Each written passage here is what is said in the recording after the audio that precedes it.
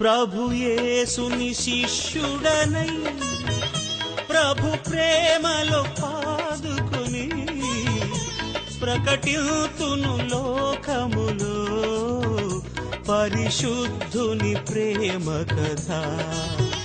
పరమాత్మ ప్రోక్షణతో పరిపూర్ణ సమర్పణతో ప్రాణంబును ప్రభు కొరకు పానార్పణము చేతు నడిపించు నావా నడి సంద్రమున దేవా నవజీవన మార్గమున నా జన్మ తరింప నడిపించు నావా